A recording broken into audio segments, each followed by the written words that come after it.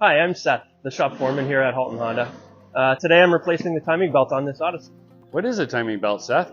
Okay, so a timing belt is a rubber belt with teeth on it that is responsible for keeping all the engine components in sync.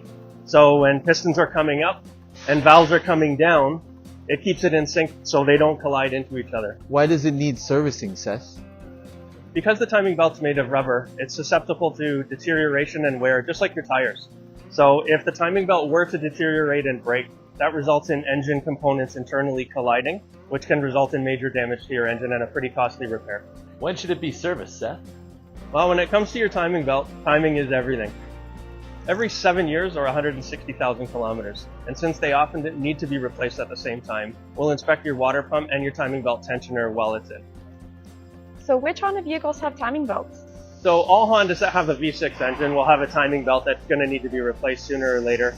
If you have a 4-cylinder Honda that's earlier than 2005, call your service advisor and they'll tell you.